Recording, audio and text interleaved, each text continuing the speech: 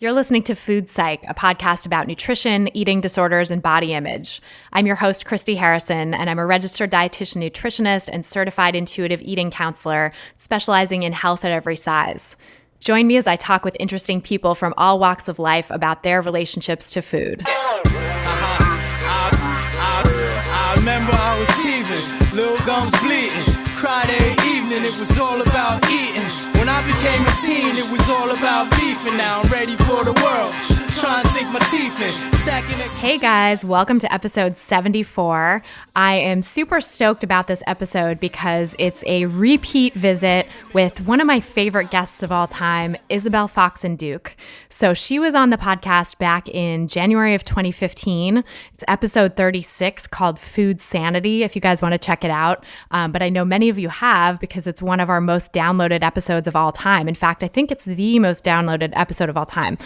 So Isabel is such a fantastic guest. She just has a great way of speaking about all of this stuff, the anti-diet and intuitive eating and body positivity stuff that you have come to love from this podcast.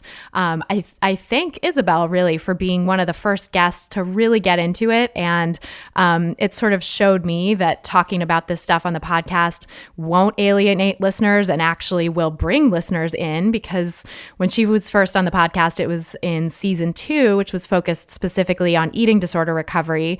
And my fear at that time was if I was talking to people who had active eating disorders, they might not really resonate with these health at every size and body positive messages.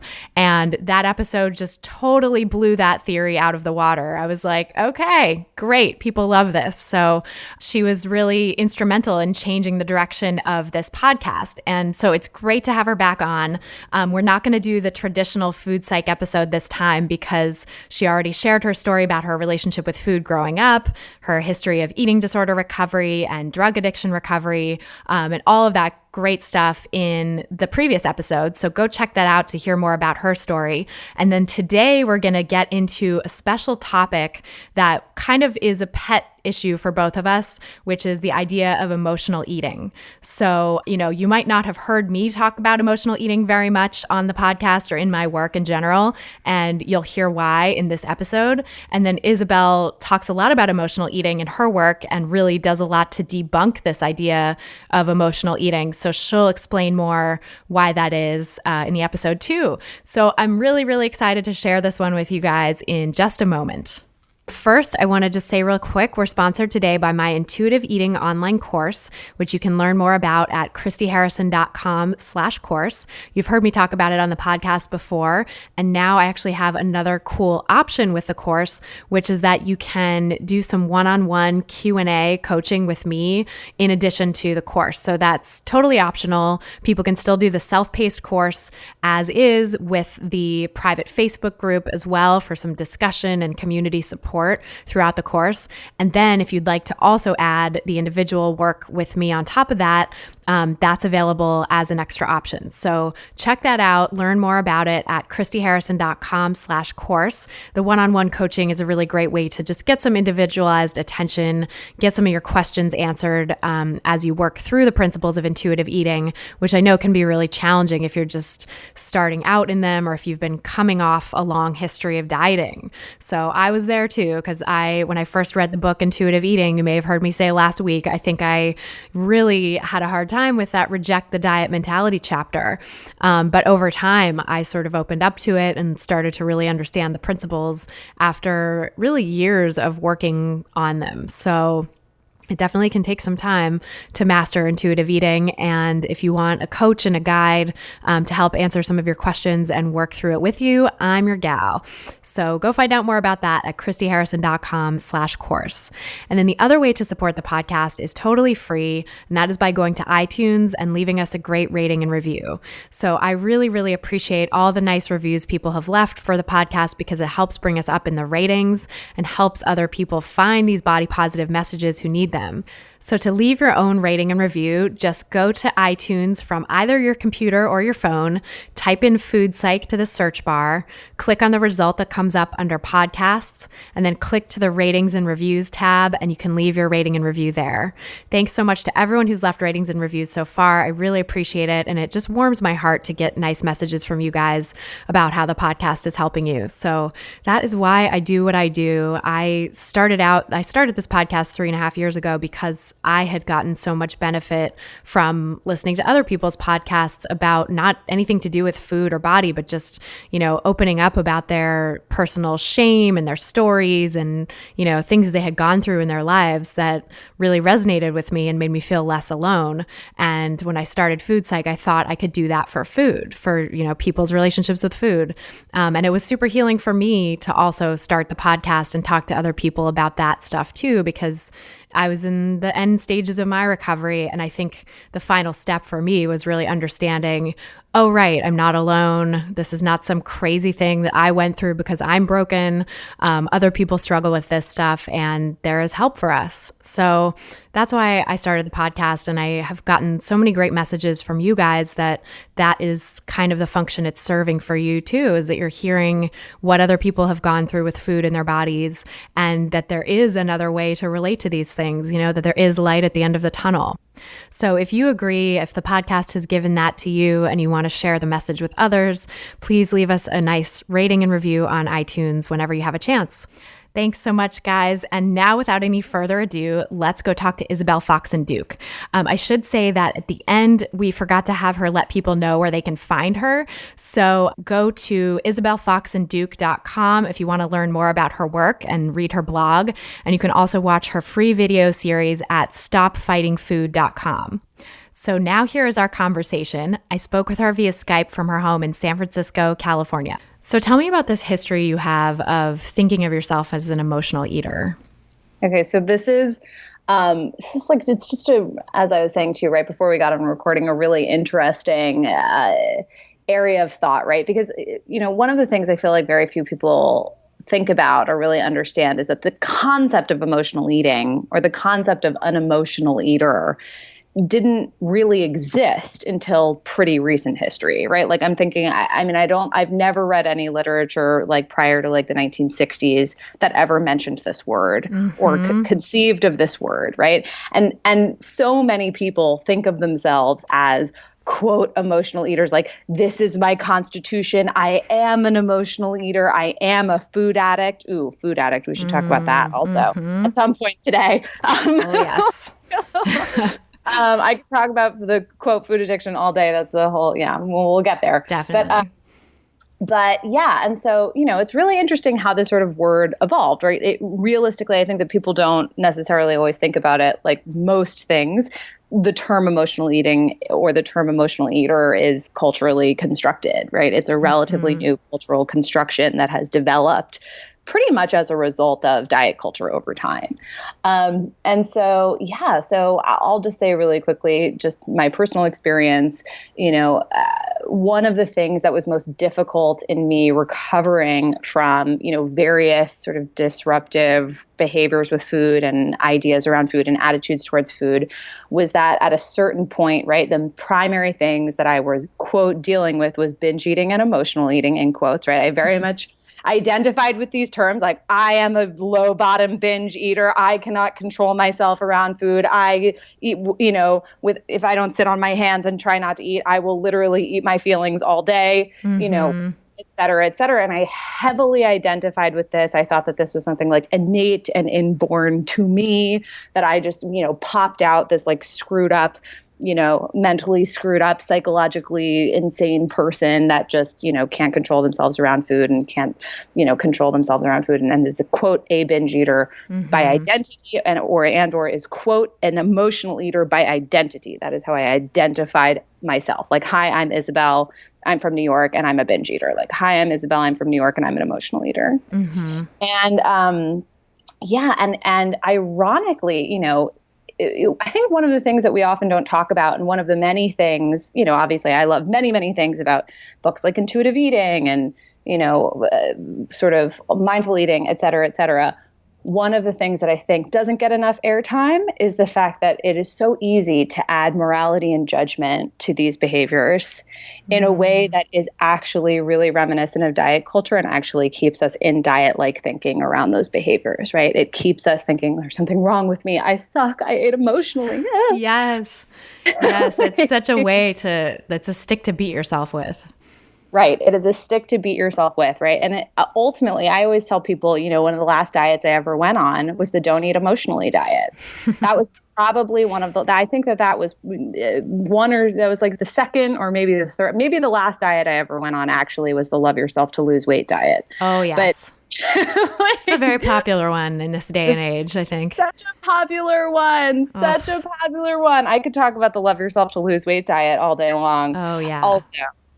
But one of the diets I went on was the don't eat emotionally diet, where I was just like, my eating emotionally is the thing that is wrong with me. It is the thing keeping me from peace and freedom and sanity in my life, right? Like if I wasn't an emotional eater or binge eater, but again, we can talk about the distinction or differences between binge eating and emotional eating. I think different people have different definitions, and I certainly have my own definition of that. But yeah, like it was really interesting to me that I feel like when I let go of that label, when I let go of that right or wrong and was like, yeah, sometimes I eat Oreos when I'm sad. Like, what you gonna do about it? That was like one of the major definitive turning points in my relationship with food. Like that was actually like peace. That was like one of my biggest pieces of peace and sanity just came from right there. Mm-hmm. How did you get to that?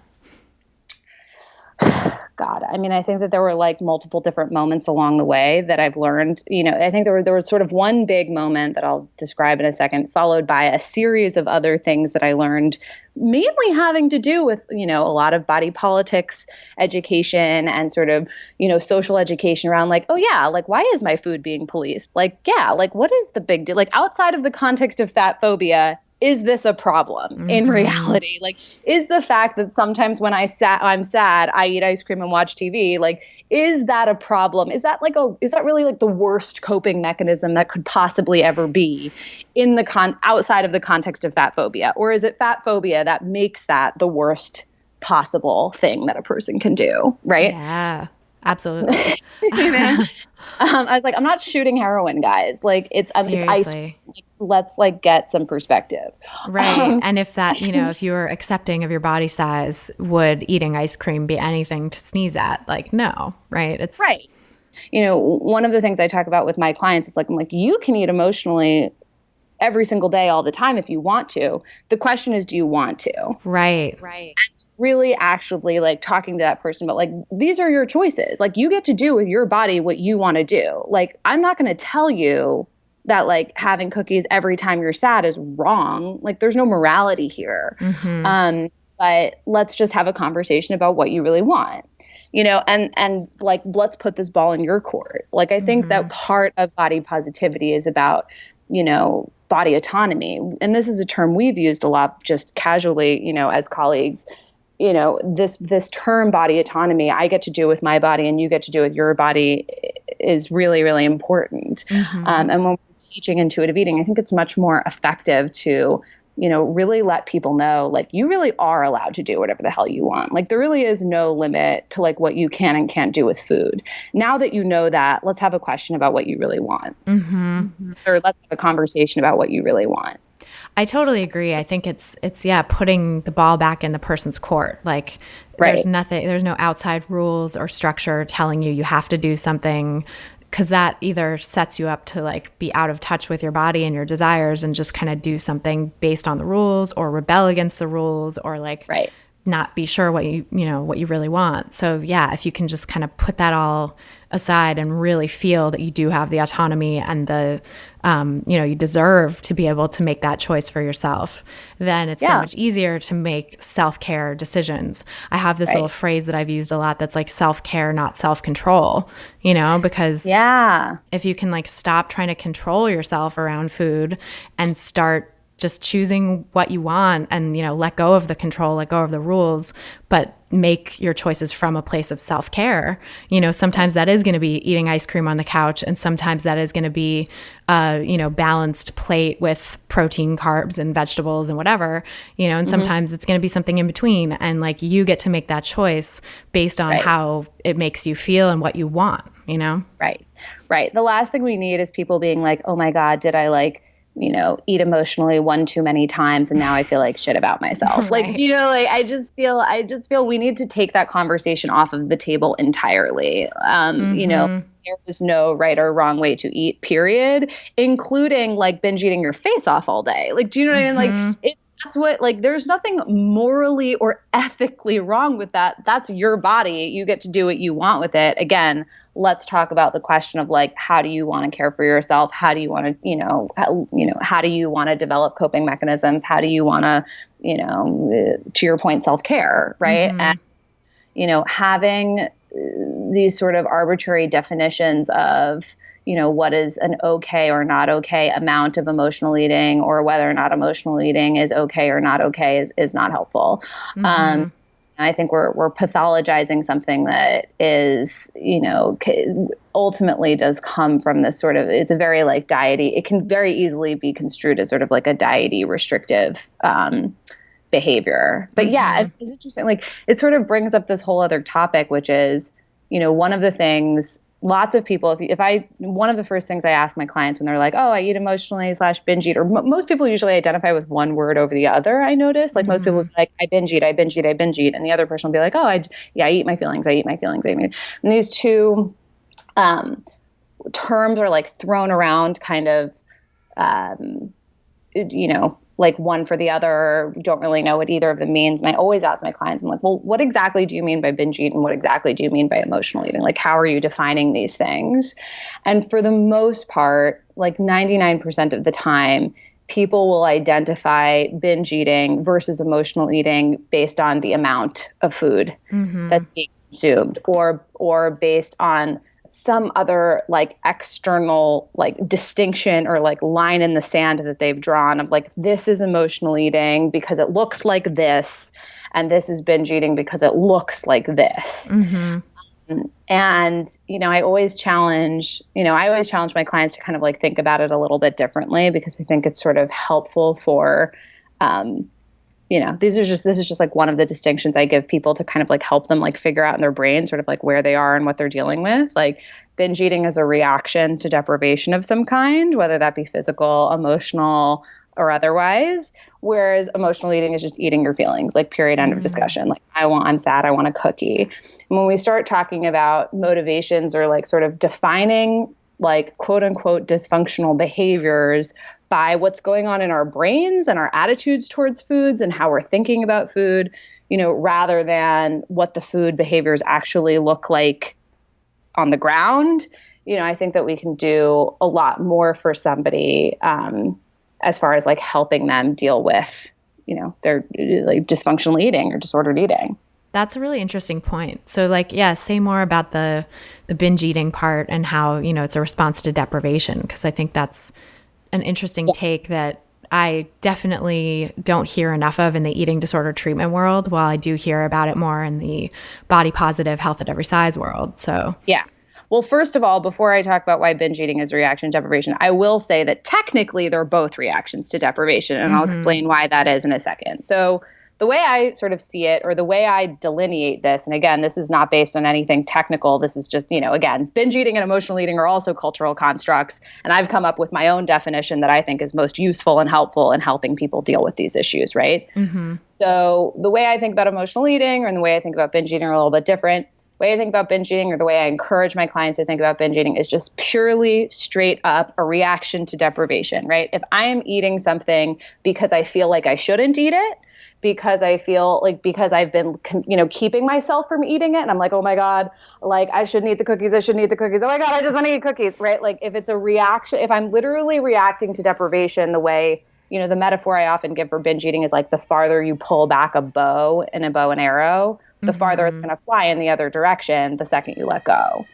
And so that's and that's sort of like the ultimate metaphor for binge eating, right? And so with binge eating, any, whether it's like 10 bags of cookies or like one spoonful of peanut butter, right? If the intention, right, if the motivation is like, oh my gosh, I want that, but I shouldn't have it, or maybe you're actively letting yourself eat it. This is a thing that a lot of people also miss about binge eating, is that deprivation does not necessarily have to do with whether or not you're physically consuming it, right? Like if you're sitting eating a jar of peanut butter, but you're like, oh my God, like this is gonna like make me an unlovable pig. What the hell am I doing? Why am I eating this? Why can't I stop? Right? If you're hating yourself and self-loathing over the fact that you're eating peanut butter, that is in and of itself a form of deprivation by virtue of the fact that anytime you say to yourself, I shouldn't eat this, the implication is I should try not to do this tomorrow. Mm-hmm. Better get it in now, like better get it in now, like Last Supper mentality, right? Like anytime I am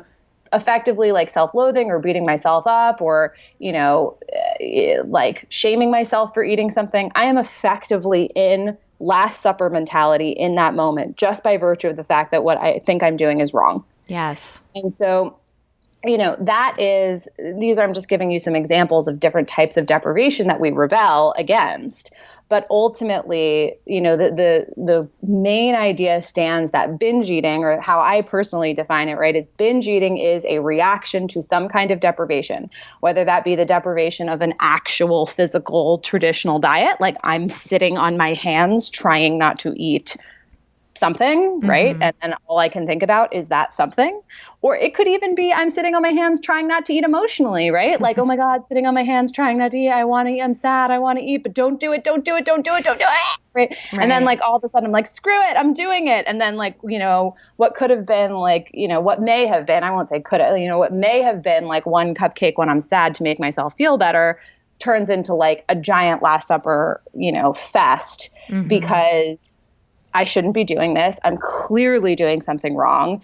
I'm immediately in Last Supper mentality, right? And I hope when I say Last Supper mentality, that is kind of clear to everyone. I sort of assume that, everyone who's listening to your podcast is like pretty on top of this language, but I'll explain mm-hmm. it just in case. Yeah. Thank you. Last Supper mentality is sort of, this idea of, diet starts tomorrow, better get it in now. Right? Like tomorrow's day one on whatever diet I'm going on. So today I'm just going to eat as much as I possibly can of all of the things that I'm not going to let myself have tomorrow. Right. And so again, we can do this consciously, right? Like I'm conscious. Well, I think many of us have had the experience of doing this consciously, but this is actually something that also subconsciously happens whenever we are shaming ourselves around what we're eating. Because anytime we are shaming ourselves for something that we're eating, anytime we feel badly about something we're eating, the subconscious implication is I should try not to do this tomorrow. Right? Yes. Like, so effectively any kind of shame or beating ourselves up or like, oh my God, or like anxiety around something we're eating in many cases. And, we are actively putting ourselves in that Last Supper mentality. So, my clients were like, oh my gosh, I can't stop binging. But I'm not restricting, but I can't stop binging. I guarantee you are restricting. It just might not be the kind of restriction that you think of as restriction, right? Like people mm-hmm. think restriction is just like being on Atkins or going on Weight Watchers or counting calories or whatever. Like they think is very like traditional technical terms of what restriction is. But restriction really truly is a state of mind, right? Diet mentality. Mm-hmm. It is a way of thinking about food, right? Like if you are shaming yourself for eating something, you are restricting, even if you're putting that thing in your mouth. Exactly. Yeah, I think that's such an important distinction to make, especially because clean eating and its variations, its sort of subtler forms are now so pervasive in our culture. And that is just another form of restricting. That's another form of shaming yourself about food. And I see that a lot in clients will say the same thing. Like, I can't stop binging, but I don't think I'm restricting. Like, look at this day, I ate like at all the meals and snacks. I can't understand. I wasn't hungry, Right. Like, it's like I ate calories. How do you say I'm restricting? Right. Exactly. Yeah. But, and then it's like, well, okay, let's look at like, did you actually want this weird raw food bar right here? Or was that, a deprivation choice? Like, did you actually want this whatever meal from Instagram, or would you rather have had a slice of pizza? Like that also is restricting. And that is another way that people can sort of keep themselves in this mentality while, under the guise of health, quote unquote. Right. There's so many different ways that people restrict without realizing it. And I think that is actually the challenge for professionals who are working with, women struggling with these issues, is being able to figure out and uncover, where people are sort of, if you will, like secretly restricting or unconsciously restricting or not sure, are dealing with diet mentality in some capacity that maybe they're not fully aware of or, haven't fully uncovered or whatever. And I think that's really the issue. People always say, if not binging were just a simple function of not dieting, people would be, oh, that's so easy. I just won't diet. The issue is that it really is that simple. The problem is that not dieting is really hard. Yes. It actually is as simple as, when you stop restricting, you will probably stop binging, right? When you stop interfering with your natural biological signals will just do their jobs that they're pretty good at doing on their own. The issue is that it's very hard to stop interfering with your food mentally, physically, emotionally, or otherwise, because everyone around you is constantly telling you to interfere with your food, right? Like every time you have like a poor body image thought, like you are being triggered into interfering with your food, right? So, I think that, ultimately, it is as, when it comes to binge eating, it often really is as simple as stop restricting. The question is, the hard part or the challenging part is, what does it mean to not restrict? How do I actually stop restricting in a diet culture? Yes, that is so well said. And that is something that I harp on so much with clients, to like the point where, I almost don't really get into the food stuff or the emotional eating stuff until way later, because when someone designates themselves an emotional eater, that's like a red flag to me usually, that there is this stuff going on. So they're restricting. We have to talk about the restricting. Yeah. We have to talk about honoring your hunger in a real physical way as well as in an emotional, psychological way. Like, what are you hungry for? And are you allowing yourself to have that? Or are you, choosing a poor substitute? If so, that's restricting, and that's setting you up to binge or setting you up 100%. To emotionally eat, or whatever it is you call it, Oh, totally. Well, it's so interesting. The second somebody identifies as an emotional eater, I'm like, oh, well, you're judging your food. So you're definitely still restricting. I know for a fact that you're restricting the second you call yourself an emotional eater, because the only people who call themselves emotional eater are people who are judging themselves critically for what they eat. Totally. Term comes out of that sentiment by definition. I 100% agree. And I've actually in my marketing stuff, I've avoided the term emotional eating and emotional eater, which I've gone back and forth so much about, because I'm like, well, it would make me more Googleable and people probably would find my stuff if they were searching for that. And these might be the exact people who need to hear it. And yet I just can't get on board with that term. I don't want to be associated with that term because it is so, and it's, for me, it's like putting it in the rear view for myself too, because I did identify as an emotional eater back when I was stuck in the diet mentality and in my eating disorder. And, you know, I don't want to be part of that. I don't want to be part of calling someone's problem emotional eating, but it is how people self-identify when they're in that moment. So it's a tough balance to strike, Right. Which, as you know, we talked about this right before we went on the air. That's like the primary reason why I use that term and use the term binge eater, is because that's how women identify themselves. And that's how women relate. That's how people usually, that is the terminology they use. I remember, it's interesting because, one of my taglines is I help women stop feeling crazy around food. And the reality of the situation is, feeling crazy around food in and of itself is kind of a derogatory sentence. Like, it's actually like sanity around food in and of itself is a social construct. And I remember, once having a conversation with a body positive activist, and we were having this discussion. I remember very clearly being like, you know what, I purposefully used the term, I help women stop feeling crazy around food, because that is how women identify themselves. And that's how it feels to a woman who is actively struggling and doesn't necessarily understand otherwise, right? Like that is how it feels, right? It feels like you hear someone be like, oh yeah, I do eat when I'm sad. And you're like, I'm an emotional eater. That's it, right? And so it's very interesting, like, that's so much, like, I feel like so much of my writing is like designed to appeal to like, to where women are in their journey. And that's how they identify themselves. And I want them to know, like, I get it. Like, I understand how you're feeling. Like, I understand, when you say you eat when you're sad, like, I understand, I've been there. Like, I'm there with you. I get what you're saying when you say I'm an emotional eater. I get what you're saying when you say I'm a binge eater. I get what you're saying when you say you feel crazy. All of these things. And it takes a while to take people through a process where they start to realize that all of these terms are actually being sort of unfairly placed upon them based on a culture that defines things as right and wrong in this sort of way that is oppressive to them, basically. That being said, what I will also say is emotional eating, right? If you wanted to take, it's sort of like how people reclaim the word fat. There's another side of this conversation, which is like, I kind of want to reclaim the word emotional eating. Like, I kind of want to reclaim the term emotional eating a little bit to be like, yeah, like that's a coping mechanism that sometimes I use, right? Like, it's just that. Like, that's all it is. Like, I ate when I wasn't hungry. I ate when I was sad.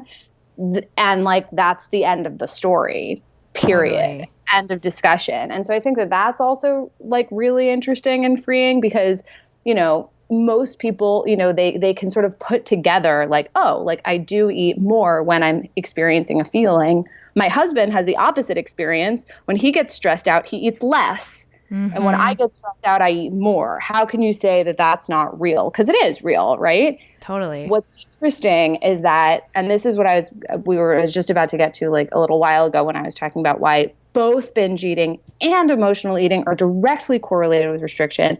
Emotional eating, like I think of binge eating as like a direct, as I just said, it's a direct reaction to dieting or restriction of some kind. Like I'm actively sitting on my hands trying not to eat bread, or I'm actively shaming myself for eating bread. And so therefore in that moment, my body goes into it. My brain and body go into a state of panic where I think the bread's going to be taken away from me.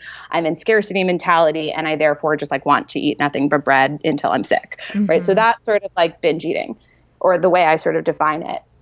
On the flip side, emotional eating, and in this reclaimed way, right? Emotional eating, and I very much encourage my clients to reclaim the term emotional eating. It's not good or bad. It's not right or wrong. It's literally just the action of eating to soothe a feeling or distract from a feeling or whatever. Now, it's just a fact, right? This is actually in Health at Every Size. In Linda Bacon's book, there's like this teeny paragraph in Linda Bacon's book. And I actually told Linda, I had a conversation with Linda over the phone where we talked about this. There's like 2 lines in this Health at Every Size book. And I remember reading this paragraph in Health at Every Size and thinking, oh my God, that's like the 2 sentences that should get like a Pulitzer Prize for like healing disordered eating. Oh, wow.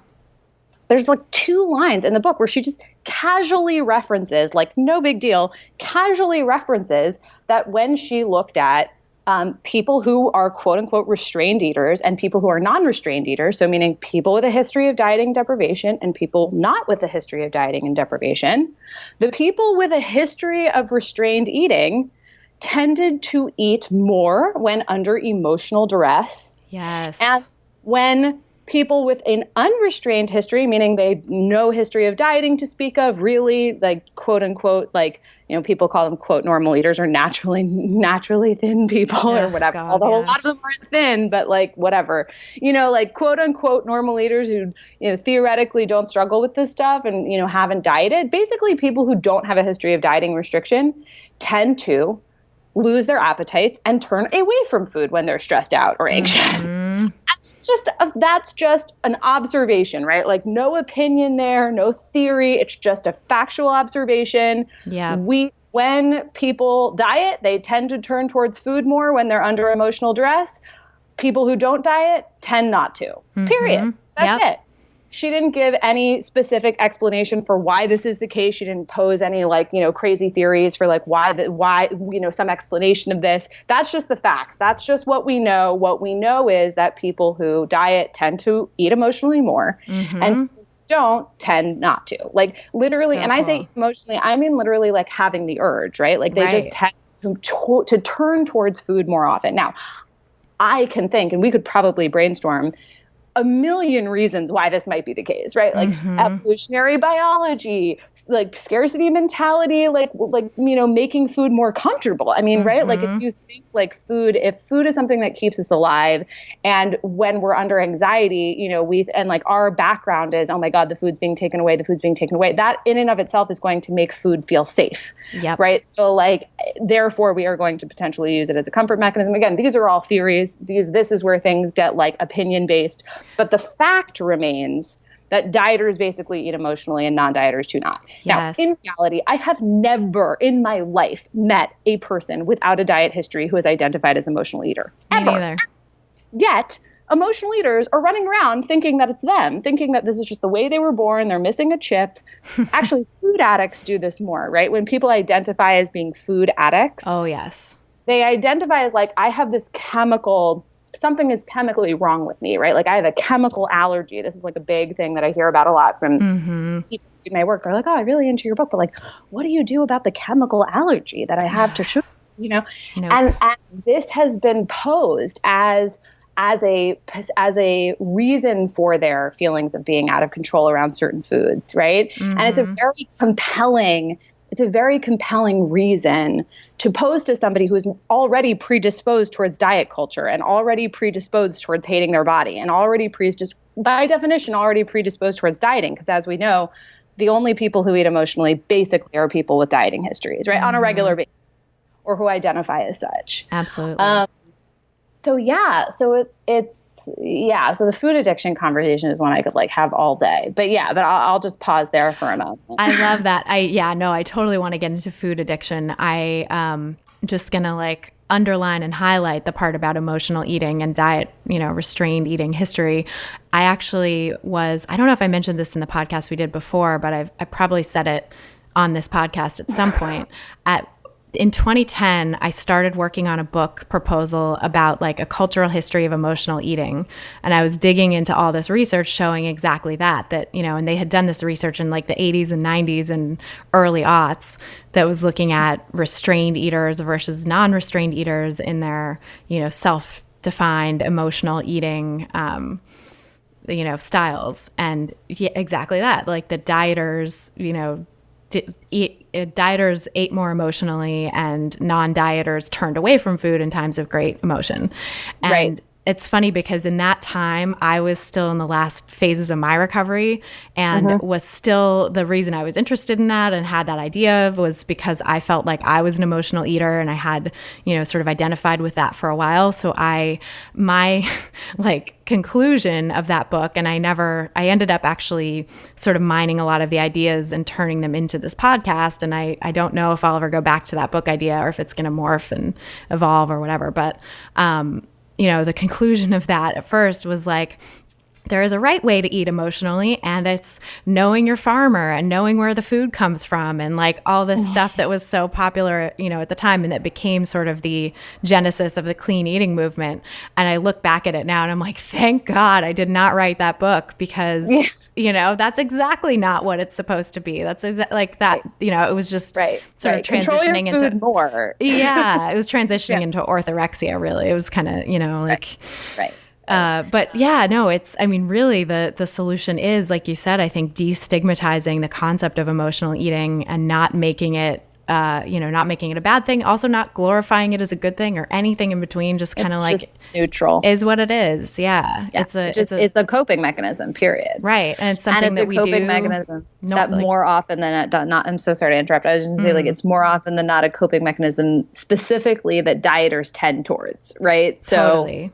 I think that's just so critical and key, is this idea is really understanding that the more food is this special treasure that you put up on the pedestal because you're sitting on your hands trying not to eat it, the more likely you are going to reach for it in times of emotional duress. And that's just a factual thing, right? Like that just is what it is, right? Like, it's not, there's no morality here. There's nothing you're doing wrong necessarily. That's just one of the multiple consequences of dieting, no matter how you slice it, period.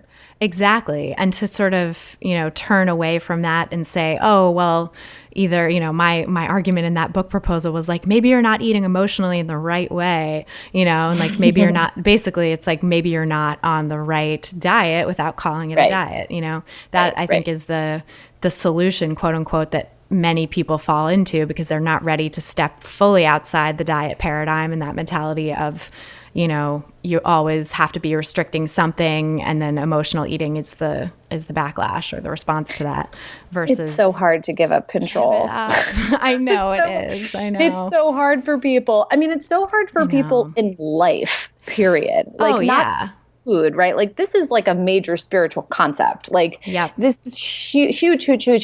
Like the reason, and again, we talked about this right before we went on the air. It's like the reason, the sort of nexus point between like where the sort of social oppression of dieting sort of becomes this like therapeutic quote addiction or like things that people are using for mental health control, right? People that people are using as a coping mechanism, et cetera, is this idea of, is really a compulsion of humans towards wanting to control the outcomes of their lives. And for women in particular, food and weight is such a tempting way to try to do that because of two factors. One, the primary factor being that we are literally told every day that if I lose weight, I will get more love.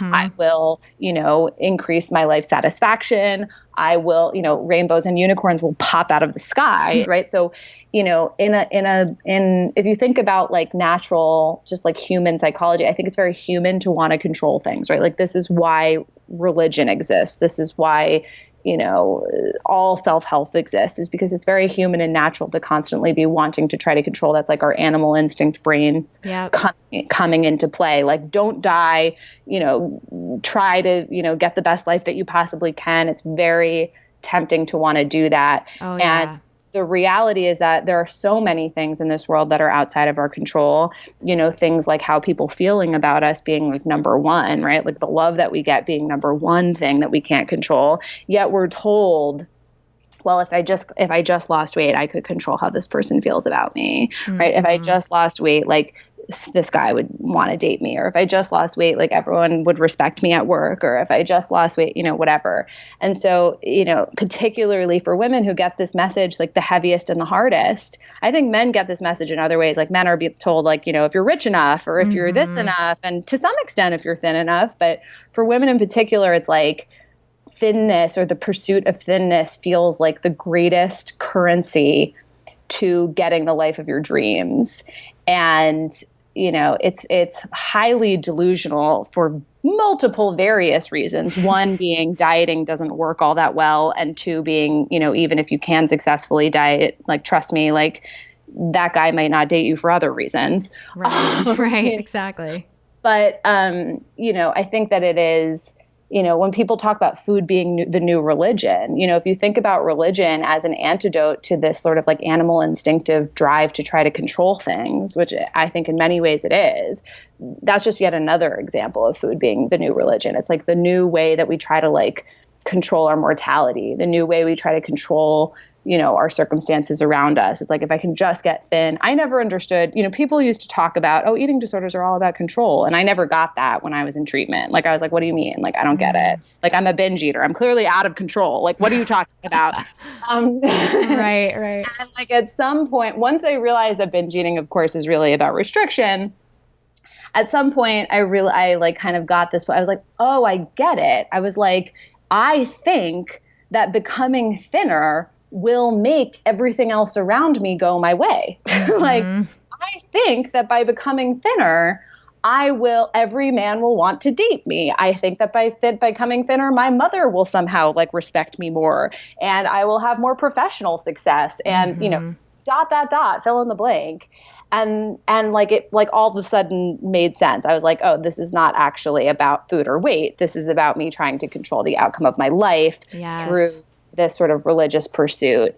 So true. And I think, that is exactly why we have religion in the first place. And that's why we have all these things that take the place of it. And food is sort of the number one in our society today. And I will say, personal disclosure that like, since I've put to rest the concerns about food and my body, it's popped up in other ways. It's popped up in other areas of my life. Yes.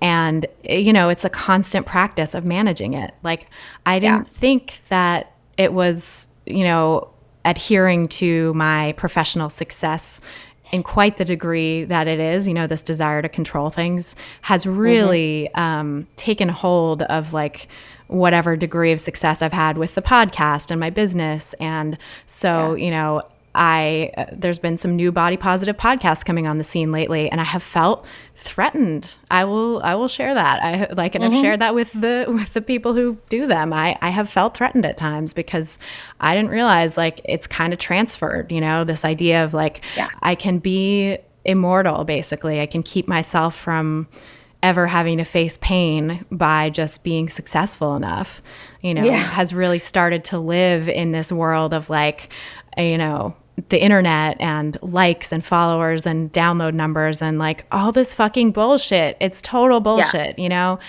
I'm grateful for my recovery process and all the therapy I've been in that I can see that, and like all the Buddhist stuff that I've read and, the body positive movement and how it sort of reinforces this, because it's like, none of that really matters. Ultimately, none of it is going to keep me safe from pain and, losing the people I love or the things that I love in life. And like, that is just life, and it sucks and it's hard, but also there are great things about life that, I need to be fully present for. And I think sort of looking to something outside of you to control the painful things and the bad things actually takes you away also from being present for the good things. Yes. So, really giving up control again and again, I think is such a worthwhile practice. And, to those of you listening who've like gone through a lot of it with food and body, if you feel that coming up in other areas of your life, like you're not alone. It's part of the human condition, I think. Yeah, you'll always be doing it. I think that you just hit the nail on the head. I think that was incredibly well put. I mean, ultimately, I think that, the things that we learn when we're going through this food issue situation, right? Everything. I mean, I will say for myself personally, every single thing that I teach around food basically is applicable to all of life. There is no way. I mean, I remember I definitely went through that personally, I will say, with my business. I went into like major, like, quote, workaholic mode with business. And I was really, really allowing my work to dictate my self-esteem, just like I used to let my food or my weight dictate my self-esteem. It was the exact same thing. And it was so uncomfortable. And it really, for lack of a better term, right, like affected my sanity. It took away from my sanity in my working environment. I felt crazy around work, Yep. And I remember like going through a process of like being like, okay, I have to like stop following these people, just like the media diet with food and body stuff. I literally did the same thing with work. I was like, I need to unfollow these people. I need to let go. I was like, somebody doesn't want to work with me, fine. There's just so much surrender that had to happen for me personally in my business. I just remember going through that really, really hard, like a year and a half ago. Like I kind of came to a boiling point, and I remember thinking, oh my gosh, I really need to surrender in my career. And then like pretty much immediately thereafter, I started dealing with the exact same issues in my relationship. and then it was I'm crazy around men. Oh. And then it was like, it was like, again, this like process of surrender. And I realized like, this is never going to end. Like this is what spiritual practice is. Yes. Spiritual practice is the noticing the urge to try to control things coming up, because it will, because you're a human, and that's what your animal instinct brain just does to you, right? Because it's trying to, your instinctive, what is it called? Like the frontal cortex? I don't know. There's like a term. The prefrontal cortex, The prefrontal cortex just like rearing up, like trying to protect you. And it's just coming up, and that desire to control is just going to come up. And then ultimately 99% of the time, unless you're like, faced with like a lion roaring or like, a green light in front of you, 99% of the time it's not going to be functional, because you're going to be trying to control something that ultimately is not controllable, like other people's opinions of you or whatever. And what spiritual practice, what I'm learning is what spiritual practice is acknowledging and observing that desire to control coming up and practicing letting it go. Yes. Practicing. And that's just, I realize now that will never not be my life. Like for the rest of my life, I will have to do that practice, because for the rest of my life, that urge to control will come up in some way. Mm-hmm. And the goal is let it go, right? Like I don't have kids yet, but I'm sure this will come up for me when I have kids, if I have kids, because every parent I know talks about this, or like, yes. It's like every major thing in life, this is going to come up, even in the little things in life. It's just, we don't notice the little things as much because they're like over in 5 seconds. Mm-hmm. But, ultimately that is what life is. It's just a series of, prefrontal cortex sparking up, trying to control something for the sake of your safety. And then you realizing like, oh, this is happening. And in this particular instance, 99% of the time, it's not actually functional for me to try to control this. Gotta let it go. Mm-hmm. And so that's life. Well said.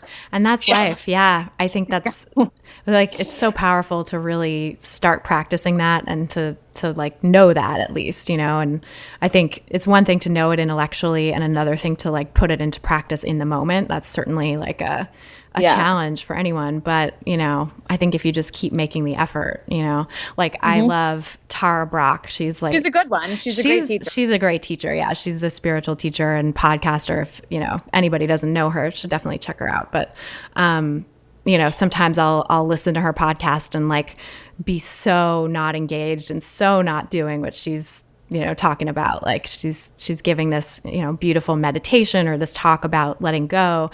And I'm like walking around listening to the podcast being like, oh, and I got to do this and I got to respond to this person. And oh my God, this part of my business needs more attention. And it's like, okay, well, that is what it is too. I used to beat myself up over that and be like, I can't even fucking meditate right. Or I can't even like be present with the thing that's supposed to be helping me. And it's like also that is also part of it.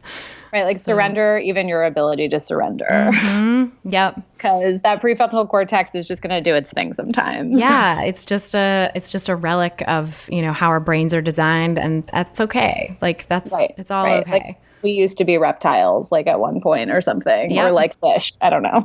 Yeah, something like that. I think we were fish. Yeah, reptile brain. I don't know. Yeah. And now it's like this, our brain just got sort of built on top of like new lumps of clay just kept being added. And so they kind of don't all function together sometimes, it takes a while for the messages from one part to get to the other parts.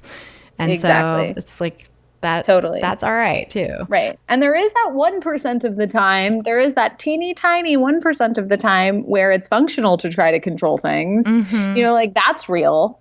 Sure. Like that is helpful to people. It's just, it's often also not. Mm-hmm. And in the culture in which we live, and this is again where it starts to get social and cultural again, the culture in which we live is very meritocratic, very like, you can do it, you're in control, blah, blah, blah, blah, blah, right? Totally. And so, because of the culture in which we live, we focus a hell of a lot more on this idea of, I can do it, I can do it, I can do it. And we tend to ignore, or we tend to overlook the things that actually maybe we need to let go of, and maybe that we can't do, or like the things that the ways in which we are not God. Totally. And I think that is, again, it's no criticism of those times when that prefrontal cortex or that desire to make something happen is a positive things in our lives. But I think we spend so much time thinking about all the things that we can do, and we don't spend enough time thinking about the things that we need to let go. Totally. And there's so much in our lives that pushes us, in that direction. Like a lot of people have bosses, and I have certainly had bosses in the past that were, just expected way too much of people, expected people to be always on, expected people to be, just adding things to their to-do list endlessly and getting them done quicker than humanly possible, and I struggle to not be that kind of boss to myself, but I have an awareness at least that like, hey, remember when this person expected that of you and you burned out? Like don't do that to yourself, Yeah. Yeah. Oh my gosh. Yes. I totally understand. And I think we have the power to say no and to define our boundaries like more than we realize, which I spoke a lot about in another episode called Intuitive Eating, Intuitive Everything, where my guest and I were talking about the fact that once you kind of start tuning into your intuition around food, it really spills over into everything in your life. And if you start thinking about self-care with food and, how to like honor your emotions with food or how to have boundaries and, all these different things regarding your relationship with food, it's like you can't unsee it. You can't put the genie back in the bottle, Right, right. Yet another example of I think the most true healing around food, everything that you will learn that actually, creates like quote results for you in healing your relationship with food really is about all of life, right? Like these are greater spiritual principles, if you will, or mental health principles or whatever you want to call them that we're applying to food. It's really not different than the rest of your life. I mean, that's actually a Janine Roth quote. Janine Roth said, how you eat is how you do everything, or something along those lines. And I think that that's so true. I feel like I learn that more and more as time goes on. But certainly everything that I have ever learned to help me change my relationship with food has helped me change my relationship in like pretty much every other piece of life. Intuition being like step one, radical acceptance being like a huge other piece of this pie. Oh yeah. For me too, they couldn't have happened, they had to happen together, or one couldn't have happened without the other and I would have recovered, it's right. Yeah, it was, actually I sort of backed into intuitive eating through radical acceptance because I worked with a therapist when I was in my sort of later stages of disordered eating where like we finally started talking about the food stuff because no other freaking therapist had talked with me about it when I, threw out a little breadcrumb or something. Like I felt like I wasn't sort of met with the right response. And then I finally found a therapist who was able to provide that. And like we started talking about all the underlying stuff without even having to address the food at first, and it just, I sort of came to it through this like spiritual path. So, I think it's possible to like get into it that way too, where, it's also possible for that to get twisted into something really diety. So I think you got to watch that. Like I just was talking with some people the other day about a book called The Self-Compassion Diet, which like, no, fuck no. Like, no. That's like the love yourself to lose weight diet. Yes, exactly. We almost talked about, but like, I'm sure many of you have heard of this. It's like this idea of like, well, once I love myself, I will, somehow my food will like magically be perfect because I'll be like self-caring so amazingly. Right. And I'll lose weight. Right. Like, wee! Yay! I think a lot of people who come to my website, I know that a lot of my personal clients, a lot of my readers, a lot of my subscribers, definitely, they come to me and they read my stuff. And I think that it's very natural, I don't even blame them. It's very natural for them to come. And, I think the first thing they think is, oh my gosh, maybe if I, love myself, like, Isabel says, I'll stop binge eating and I'll lose weight. It's like, it's very common. And I'm very quick to correct these assumptions when I hear them. And it's funny now, clients often come to me and they're like, okay, I just want you to know, full disclosure, I'm having these thoughts, but like I'm aware of it, and like I know that like this is something to be worked on. Same here, actually. I feel like I've done so much like tweaking of my marketing language and screening of my clients that, the ones who come in the door know my philosophy already. And then they're like, well, to be honest, I'm still kind of wishing I would lose weight, but I know that that's not, what this is about. And it's like, okay, cool. We can work with that. Yeah, exactly. Well, to be fair, if there wasn't a piece of them that didn't want to lose weight, they wouldn't be seeing us. Exactly. You know what I'm saying? Like, obviously, like that's another thing that my clients said was they'll be like, hey, is it okay? Like there is this like part of me that like still wants to lose it. Is that okay? And I'm like, that's why you're here. Like if you really truly were just like, I don't want to lose weight. My body's cool the way it is, and like really bought that, like we wouldn't be having this conversation because you wouldn't have a food problem. Like your food would be fine. Like if that was really how you felt, your food would be fine, and we wouldn't be on the phone. Yes. So so true. That's true. It's like, it's kind of it's the engine in a way of the early stages of working with someone is like, of course, that's why they're they're feeling all these feelings about food. So yeah, like everybody, of course, is going to have that, you know, in their mind to some degree. It's just, you know, I mean, I think it's tricky when like someone markets themselves as the solution to someone's, you know, concerns about weight and sort of colludes with that, then that's a problem. But like, I mean, in my mind, it's like, it's not even problematic. It's just literally straight up unethical because it's like lying, basically. Like, I'm sorry, but like the love yourself to lose weight method is not a thing. Like that's like, you know, like it's just straight up like predatory. Totally. You know, aside from the fact that you're like, you know, screwing with these people's heads and like making them believe something that like what, you know, is harmful to them, or like, you know, again, like to your point, like colluding in their diet mentality. I think even greater than that, even a step beyond that, like it's just unethical because it's just not, you know, it's just, it's lying, you know, like it's just not true. Like you're selling something that you can't actually like prove or have any evidence of. Yeah, it's quackery. It's total quackery at this point. Yeah, we have so much evidence. I mean, everybody talks a big game about evidence-based medicine. You know, medical doctors and psychiatrists and all this stuff. It's like evidence-based medicine.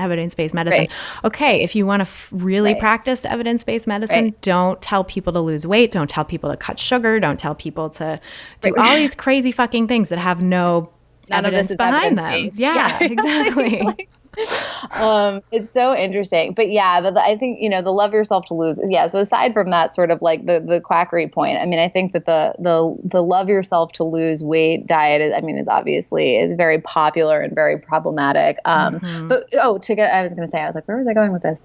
When people come and they're like, there's this part of me that still wants to lose weight. Like the first thing I'll always say to them is like, well, yeah, duh. Like that's why you're here. Like if that wasn't where you were, we wouldn't be together. We wouldn't be working on this together. The question is like, is there a part of you that is like willing to work towards body positivity and like work towards body acceptance, because you can intellectually, even if there's like emotional disconnect, you intellectually understand why this is driving all of these other issues with food and all of this other unhappiness and misery that you're facing, right? If you can intellectually put it together and be like, okay, this is really hard for me.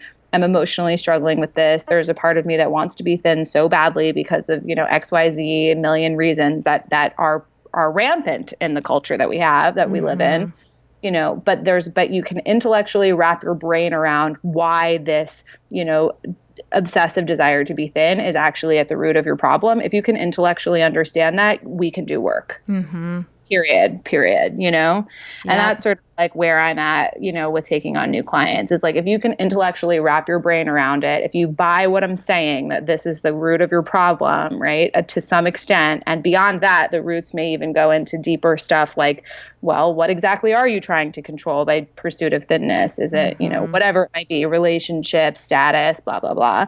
But ultimately, like if you can just start with, I intellectually, you know, even if not like fully in my heart or whatever, I intellectually understand that this is, you know, not serving me. This belief system around weight is not serving me. This body image struggle that I have is not serving me. It's actually propelling me into misery.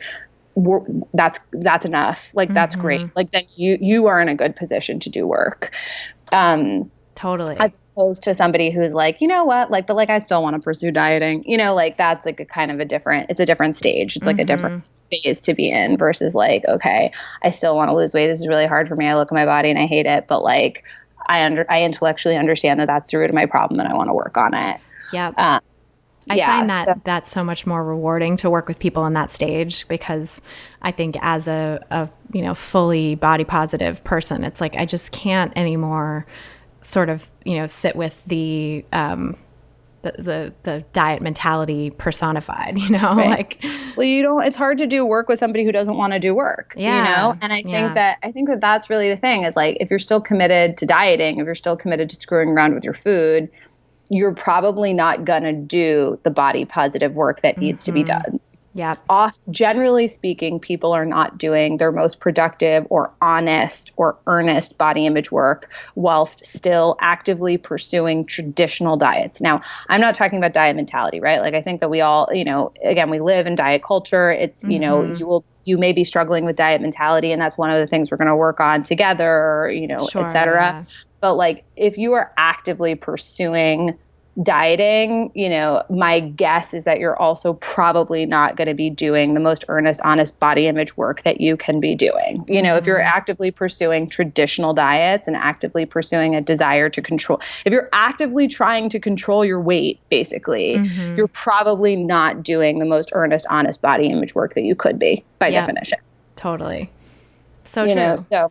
And I think that might be why the rates of success, one of the reasons that the rates of success at, in certain practices or eating disorder treatment centers or whatever are low because the people who are there are not fully committed to that yet because they have an eating disorder and they've been kind of booted into the facility, by someone like they don't want to be there necessarily of their own free will. Like their parents sent them there or whatever. Exactly. Or even if they do want help, it's like they want help in a very limited way, which I was totally there too. It was like, I want you to help me stop the binging, but I want to keep all this other stuff, Oh, that was me for years. Yeah. For years. I was in clinical inpatient treatment being like, teach me how to control myself around food. But what's interesting though? When I was in clinical treatment, like no one actively, and this is something I think I probably even talked about on my previous podcast with you, no one actively sat me down and explained to me that I was binging because of the restriction. Like no one said that. Like people were like, oh, you have an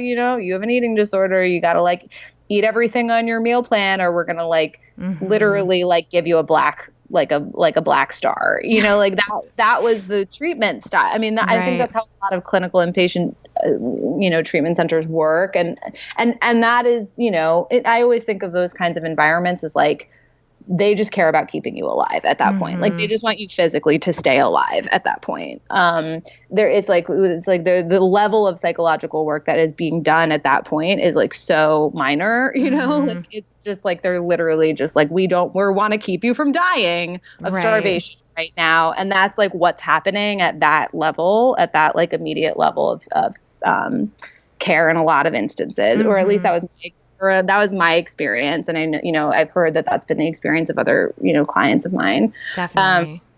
But I always think, there are phases, right, of recovery, multiple phases of recovery. And I think that you and I, once you're getting into the body positivity stuff, really earnestly, and you've given up trying to control, right? Trying being the operative word, right? Once you've given up trying to control, or once you've given up dieting as such, which is how I would define dieting in most instances, and you're really open to doing body image work, it's just a whole nother, that's level 3, it's just a whole different level of, work that you can do. That's the advanced work. That's the work that's the most, that's where the freedom comes. The freedom happens at that level. You got to get to level 3.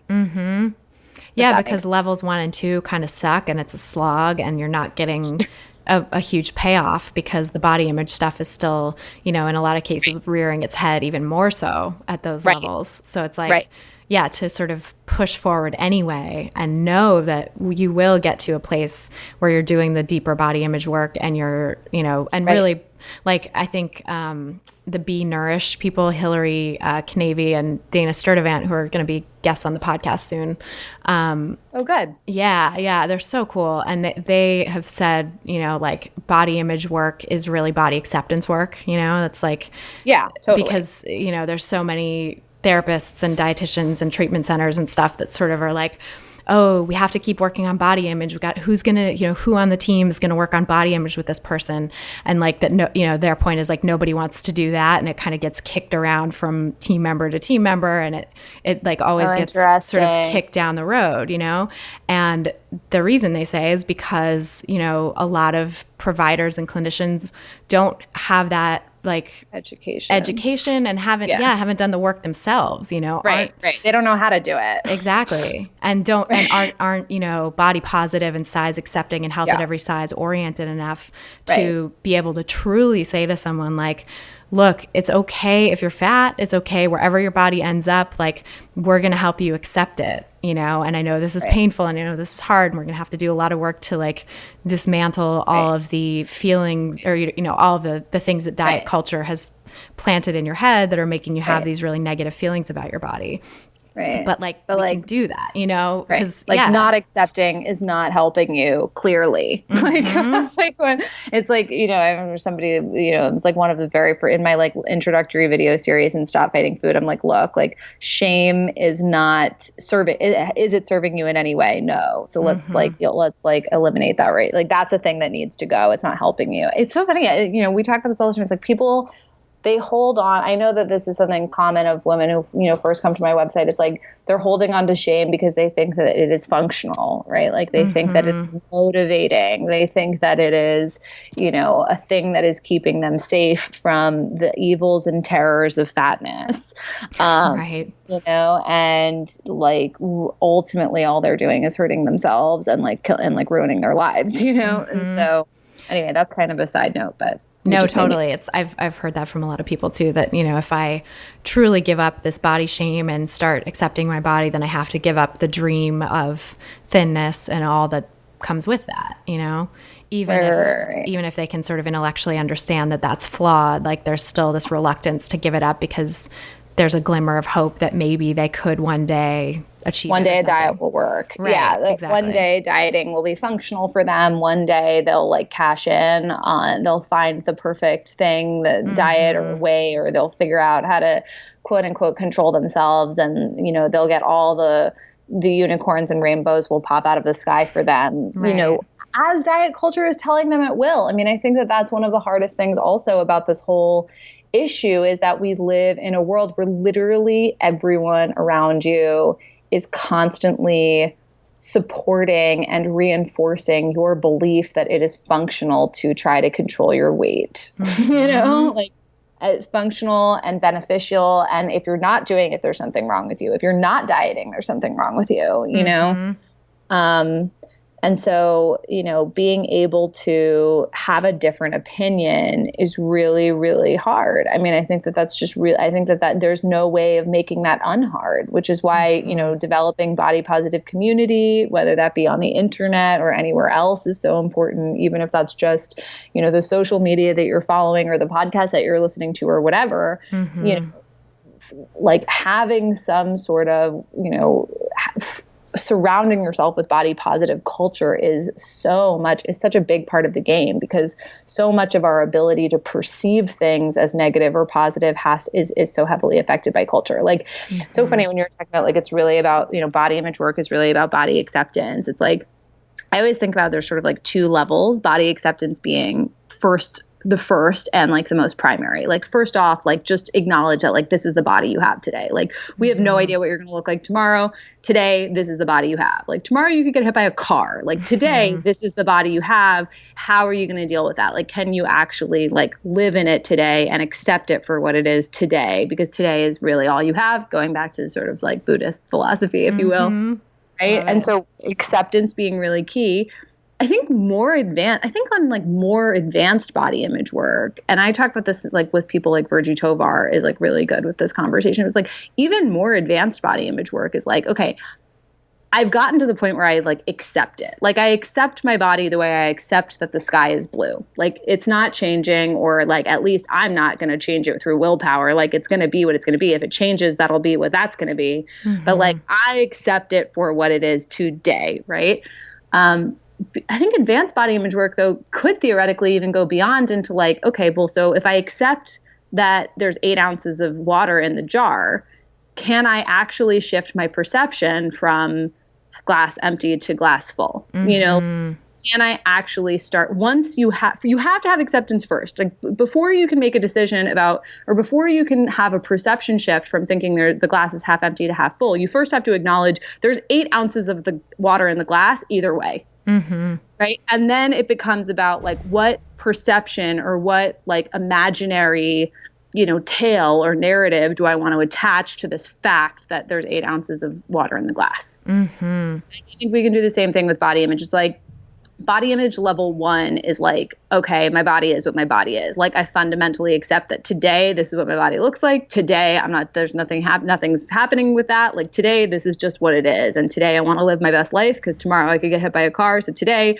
I accept my body for what it is. You know, level 2 is like, okay, I accept it. can I actually work towards changing my perception of it from being this like horrible, shitty, awful thing that like it makes me like ugly and gross and, you know, whatever other, you know, biases you may have around fat or your body in general, you know, and actually transition it into like something else. Like, ooh, like I got a little jiggle. Like I'm cute, you know, like, you know, like whatever. Like, can I play imaginary play pretend in a different way? Like instead of like imagining that I'm a witch, can I imagine that I'm a princess? It's imaginary either way. Like both are imaginary. Like it's fundamentally imaginary either way. That's what perception is. It's literally it's like a figment of your imagination. The question is, once you accept the fact of that your body just is what it is today, you know, then we can start to play around with perception. And perception is arguably more difficult. I think it's harder psychologically in many ways. Not to say that acceptance is easy, because that's certainly not.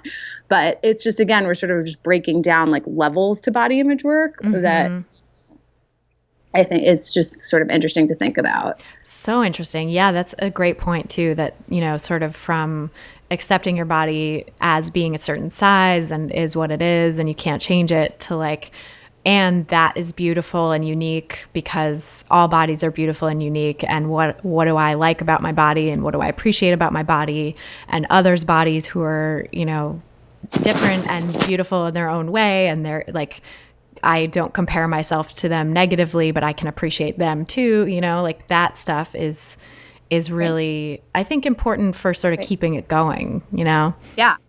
And the perception stuff is what's so heavily influenced by culture. And that's why body positive culture and just like surrounding yourself with as much body positive media, body positive ideas, like reading people like Virgie Tovar or whoever.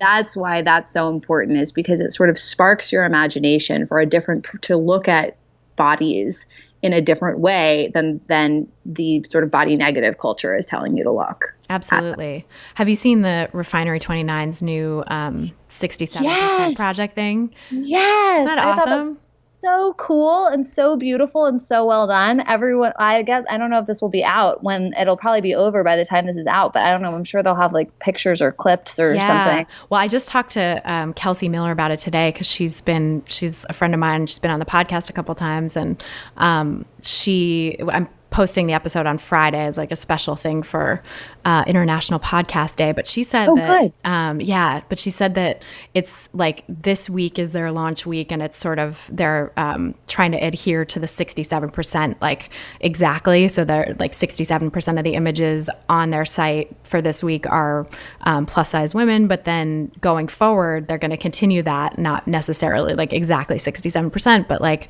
that they're gonna try. Spirit, you know, because they shot I mean, you know, the work and the technical skill that has to go into something like this. Like they had to shoot new stock photography. They had to, you know, it's like it's an investment. No, I was gonna say, I'm sure they would just do 67% all of the time if it wasn't like completely infrastructurally impossible to do all the time, given the fact that the entire industry right now is so heavily biased around them, and they depend on all of these external industry contractors. You know what I mean? Like exactly. Like all the models are this, you know, so it's just, and, you know, I totally understand. I completely understand. I think it's incredibly amazing that they're even doing it for a week. I know. And so much energy and resources into doing it just this week. And I think it's one of the coolest projects I've ever seen. I mean, there's so many interesting body image, sort of body positive projects similar to that, like coming up all the time, you know, like this project, that project.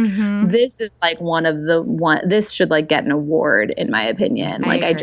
I think that this is just effing brilliant, and like one of the most powerful body image projects that has happened that I've come across in a very, very long time, because this is the problem. You know, they're really actually facing the core problem head on. Like what they are doing is saying, we are a major media source and we are going to change the way major media sources represent women. And that is effing radical. You know, like I know, because I mean, 67% of women are in the plus size category, and yet the images we see are of this 1% maybe of the population, or really 0% because everybody's photoshopped to the death, and like nobody really looks like that, you know?